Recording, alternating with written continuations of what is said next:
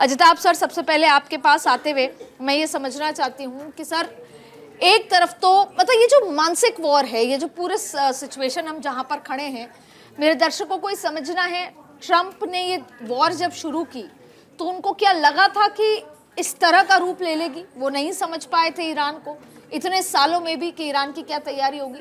तो पहला सवाल आपसे यही है कि वो मिलिट्री बेसिस के हिसाब से कह रहे हैं कि हम जीत चुके, हमने उनको नष्ट कर दिया, तबाह कर दिया, सारे न्यूक्लियर जहाँ पे भी था वो सब हमने ख़त्म कर दिया, लेकिन उसके बावजूद भी जो स्ट्रेट ऑफ हॉर्मुज है उसके चलते ट्रंप की हार हो गई। देखिए, ये तो ऑब्वियस है। ट्रंप एक तरफ तो उनका माइंडसेट आप समझिए, राष्ट्रपति ट्रंप पिछले साल सितंबर में इन्होंने अपने डिफेंस मिनिस्ट्री का नाम ही वार मिनिस्ट्री कर दिया। दैट शोज द माइंडसेट कि कितना एग्रेसिव वो पहले से अपना जो ट्रंप 2.0 है वो एजेंडा लेके चल रहे हैं, और ये चेंज करना दिखाता है। दूसरी तरफ वो इंस्टिंक्ट पे ज़्यादा चल रहे हैं बनिस्बत के स्ट्रेटजी पे, मुझे ऐसा लगता है। क्योंकि आप देखिए, जो ईरान से इन्होंने युद्ध किया इजराइल के साथ ऑन बिहाफ ऑफ इजराइल, मुझे लगता है कहीं ना कहीं वो फेल होते दिख रहे हैं। उन्होंने ईरान को बहुत अंडर एस्टिमेट किया है, और उसका खामियाजा सिर्फ अमेरिका और इजराइल को ही नहीं, अरब के देशों को ही नहीं, पूरी दुनिया को झेलना पड़ रहा है। आप देख लीजिए, पेट्रोलियम प्रोडक्ट्स के जो प्राइसेस इतने हाई हो गए हैं, उसकी वजह से आम जनता को इसका जो दर्द निकल रहा है, तेल निकल रहा है, मैं तो कहूँगा, ये इससे ट्रंप पे भी प्रेशर पड़ा है। और अब वो बीच का रास्ता खोज रहे हैं। अब वो अपने एलीज, चाहे वो नेटो देशों की बात करें या अरब देशों की बात करें, वो बीच का रास्ता खोज रहे हैं। ट्रंप ईरान से बातचीत की भी बातें आ रही हैं, फिर से वो एक्सप्लोर कर रहे हैं। दूसरी तरफ फोर्सेस को लाने की भी बात कर रहे हैं। तो कहना बहुत मुश्किल है। ट्रंप अब 3 सप्ताह, तीसरा सप्ताह ये चल रहा है, हफ्ता चल रहा है वार का, और अभी तक ट्रंप की नीति फेल रही है। दुनिया के देशों को जिस तरह से उन्होंने उलझा के रख दिया है, और एक और मैं इसमें पॉइंट ऐड करना चाहूँगा, अरब देशों को, वो भी ट्रंप से खफा हैं, क्योंकि शायद उनको बिना बताए ये वार ट्रंप ने इजराइल के साथ मिलके किया। उनको ना डिफेंस होने का मौका मिला, ना ऑफेंस होने का मौका मिला है। अरब देशों की मैं बात कर रहा हूँ, अरब के खास करके जो गल्फ़ के देश हैं, और सबसे ज़्यादा उनका पूरा trade, business, tourism, air hub है, बिजनेस हब है, हर चीज़ तबाह हो रहा है। वहाँ से लोग पूरा, देखिए, वो जो गल्फ़ के कंट्रीज़ हैं वो तो दूसरे देशों पे डिपेंडेंट हैं। सर, पर शायद खाड़ी देश बहुत लेट हो गई, वो कहते हैं बहुत देरी हो गई। अब सर, ट्रंप जीते या वो सुप्रीम लीडर जो अब इस दुनिया में नहीं है फिर भी वो जीत रहे हैं? देखिए, बिल्कुल आपकी बात सही है कि ट्रंप जीते या वो जो सुप्रीम लीडर खामेनी साहब नहीं है। तो पॉइंट ये है कि शुरू से ही ये जो वॉर स्टार्ट की थी यूएस ने, इसको लेकर के जो यूएस के एलाइज हैं उसको तो छोड़ दीजिए, बल्कि यूएस मिलिट्री भी इसको लेकर पूरी तरह से कन्विंस नहीं थी। और जो जनरल केन है, जो यही मेरा सवाल है सर, ओपन सवाल है, ये कैसे कन्विंस नहीं थी? वो ईरान को बेहतर तरीके से जानते थे, पिछले 37 सालों से कभी भी वॉर हो सकती थी, उसकी तैयारी थी। ऐसा तो था नहीं कि ट्रंप से पहले के भी प्रेसिडेंट ईरान के साथ इसी तरह के रिफ्ट में थे। ईरान को समझने में इतनी भूल कैसे? मैम, क्या होता है कि ट्रंप की जो व्यक्तित्व है, जिस तरीके की उनकी पर्सनैलिटी है, वो एक तरीके के स्टेट्समैन के रूप में नहीं, वो एक तरह के ट्रेडर की तरह डील करते हैं, जहाँ पर वो हर चीज़ को सीधे नफ़ा या नुकसान के रूप में देखते हैं। तो उनको लगता था कि अगर मैं ईरान के ऊपर ये दबाव बनाऊँगा किस मिलिट्री की तरीके से, तो वो झुक जाएंगे। और उनके ऊपर ये भी समझ थी कि कुछ नहीं करना है हमको, मैं एक बार वहाँ के जो सुप्रीम लीडर हैं, अगर उनको मार गिराया जाएगा तो होगा क्या कि ईरान की जनता में एक आक्रोश है जो उस मौजूदा व्यवस्था के विरुद्ध में है, तो वो लोग क्या करेंगे, वो इस पर कब्जा कर लेंगे। परंतु ये स्ट्रेटजी पूरी तरीके से एक फेलियर के रूप में साबित हुई, क्योंकि हुआ क्या कि पिछले साल आपको याद है जब इजराइल और ईरान के बीच में 12 दिन तक जंग चली थी, तो ईरान को काफ़ी नुकसान हुआ था। और ईरान ने क्या किया था उसके बाद से, ईरान ने हर चीज़ का एक पैरेलल स्ट्रक्चर डेवलप कर लिया था, ये जो बीते इतना समय हुआ है। तो उनको ये पता था कि अगर एक व्यक्ति या एक व्यवस्था गिरती है तो प्लान बी उनका बन के तैयार था। इसी वजह से आप देख रहे हैं ईरान इतना अच्छा जो परफॉर्म कर पा रहा है। और ईरान ये बात जानता है कि उसकी स्ट्रेंथ इस बात में नहीं है कि वो कितना प्रिसीजन अटैक करता है, उसकी स्ट्रेंथ इस बात में है कि ये वॉर कितनी लंबी खिंचती है। तो ईरान की कोशिश है ओवरवेलम करने की अमेरिका को, जिस चक्कर में अमेरिका फंस गया। और आपको जो भी अगर ईरान को जानता है या पश्चिम एशिया को जानता है, ये समझेगा कि ईरान के पास हथियार से सबसे बड़ा जो हथियार है उसकी ज्योग्राफी है। स्ट्रेट ऑफ हॉर्मुज में जो उसका नियंत्रण है और जो पर्शियन गल्फ में उसका नियंत्रण है, उसकी वजह से वो दुनिया के चोक पॉइंट में के रूप में यही सवाल था सर कि ये तो पहले समझना चाहिए था अमेरिका जैसी इंटेलिजेंस को, अमेरिका जैसे देश को। तो इसका मतलब दो चीज़ें हैं, एक ये कि ट्रंप को ये लगा कि जैसे ही सुप्रीम लीडर और उनकी टॉप लीडरशिप मर जाएगी ईरान सरेंडर कर देगा, पहला। दूसरा, उनको लगा कि स्ट्रेट ऑफ हॉर्मुज को उन्होंने इतना सीरियसली नहीं लिया, उनको ये समझ में नहीं आया कि सबसे बड़ा हथियार तो स्ट्रेट ऑफ हॉर्मुज है। देखिए, खुमैनी मर गया, खुमैनी का विचारधारा नहीं लड़ा, और ईरान की जो लड़ाई हो रही है खुमैनी से नहीं हो रही, उस विचारधारा से हो रही है, जो कि पिछला आज नहीं, जब पिछला रेवोल्यूशन हुआ था उस समय से लेकर आज तक ईरान में पिछला 30-40 साल में जो डेवलप हुआ है, पर्शियन से जो ट्रांजिट हुआ यहाँ तक नहीं, जो रुहल्ला आयतुल्ला खुमैनी से लेकर के और ये जो खुमैनी मारे गए वहाँ तक जो एक हुआ, और इन बिटवीन जो ईरान का एक ट्रांसफॉर्मेशन देखेंगे, एक आइडियोलॉजिकल ट्रांसफॉर्मेशन है। वहाँ का आर्मी का भी देखिए कौन लड़ रहा है, ईरानी रिवोल्यूशनरी गार्ड के हाथ पे कमांड है, न कि एक नॉर्मल आर्मी के हाथ पे कमांड है, ठीक है।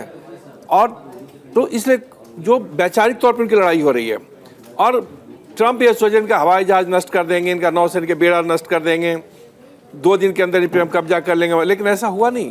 क्यों नहीं ऐसा हो रहा है? क्योंकि ईरान झुकने के लिए तैयार नहीं है। ट्रंप कभी नहीं सोचे थे कि अगर हम ईरान पे अटैक करेंगे तो रिटेलिएशन में कुवैत पे अटैक हो जाएगा, यूएई पे अटैक हो जाएगा, दुबई पे अटैक हो जाएगा, जहाँ पे अमेरिकन बेस है। आप इमेजिन कीजिए कि अमेरिका का थार्ड उड़ा दिया, और भी 2-4 इंपॉर्टेंट जो आर्मी का स्ट्रेटेजिक पॉइंट है उसको उड़ा दिया, और हालत इनको अब्राहम लिंकन को पीछे करना पड़ गया कि कहीं अब्राहम लिंकन पर अटैक कर दे। और एक चीज़ और देखिए कि जो वार का जो पहले जो स्टेज हुआ करता था कि हवाई जहाज से लड़ेंगे, नौसेना से, ये सारा कॉन्सेप्ट इस लड़ाई में आप देखें कि सारा बदल गया। आज से 12 साल पहले जब हम लोग शादी वादी में देखते थे कि ड्रोन उड़ रहा है तो बड़ा कौतूहल से देखते थे, छोटा सा ड्रोन फोटोग्राफी कर रहा है। आज देखिए 12-13 साल में ये ड्रोन की जर्नी कहाँ से कहाँ पहुँच गई, रोक नहीं पा रहा अमेरिका। जो ड्रोन जा रहा है, जो गिर रहा है गल्फ में, जो डिफरेंट कुवैत पे गिरा रहा है, बहरीन पे गिरा रहा है, अमेरिका फेलियर हो गया।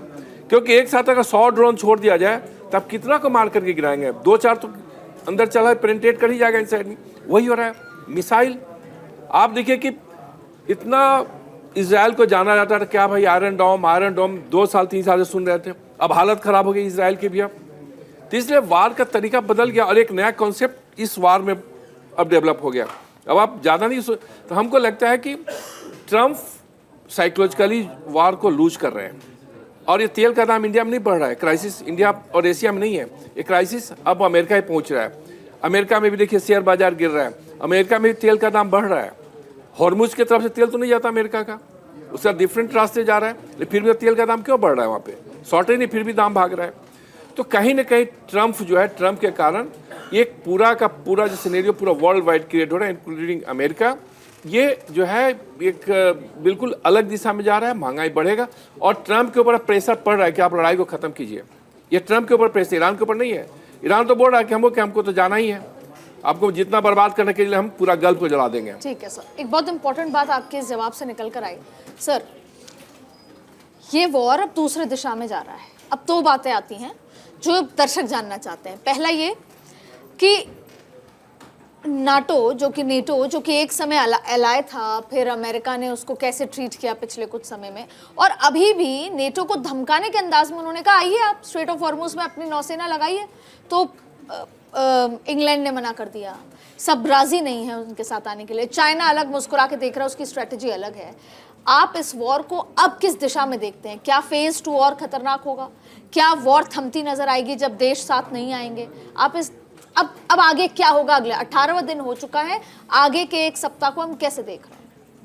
देखिए अदिति जी, जो 7 देशों से ट्रंप ने बात भी की, उनको कोशिश की लाने की, उनकी नेवल सर वो कोशिश क्या है? बंदूक के नोक पे की, बिल्कुल प्रेशर देके किया। इनफैक्ट उन्होंने इतना तक कहा कि नेटो के बैड दिन आ जाएंगे, इस तरह बुरे की दिन आ जाएंगे, बुरे दिन yes, आ जाएंगे, exactly. इस तरह की भी बातें की। तो उन्होंने प्रेशर बनाने की कोशिश की एक तरफ, तो ये देखिए। दूसरी तरफ आप देखिए ट्रंप एक बिजनेसमैन की भांति अभी भी काम कर रहे हैं। 1980 से उन्होंने ईरान को टारगेट कर रखा है, ईरान के तेल भंडार को टारगेट कर रखा है।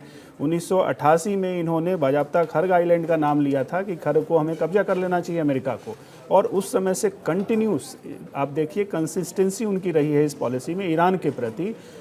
जब पहली बार ये राष्ट्रपति बने उस समय भी इन्होंने किया, अब्राहम एकॉर्ड लाया और कोशिश की कि कुछ देश जो वहाँ के खास करके खाड़ी के देश हैं उनको इजराइल के पक्ष में कर लिया जाए, ईरान को अलग थलग किया जाए। और नेक्स्ट स्टेप अभी जो उनका 2.0 जो आया उनका टर्म, इसमें वो अब दिखा रहे हैं अपना जलवा, ईरान को कोशिश कर रहे हैं कैप्चर करने की, बट यहाँ पे वो मार खा रहे हैं। आपने चाइना की बात की, चीन बहुत ही स्ट्रेटजिकली चल रहा है।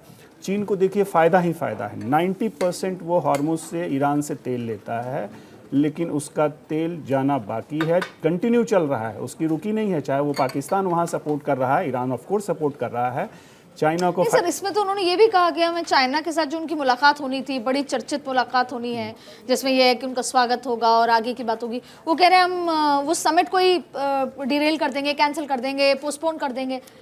तो चाइना तो मतलब भले ही चाइना ये कह रहा है कि dialogue is important, but China कभी धमकी से नहीं डरा है अमेरिका से। आप देख लीजिए ट्रेड वार में भी क्या हुआ, चाइना को बहुत फोर्स किया गया, 100% 200% ट्रेड टैरिफ लगाने की बात ट्रंप ने की, चाइना नहीं झुका।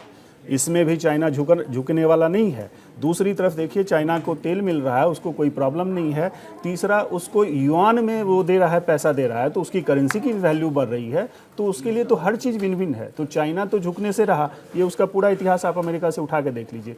दूसरी तरफ अगर आप देखेंगे पाकिस्तान का रोल मुझे बड़ा सरप्राइजिंग यहाँ पे लग रहा है।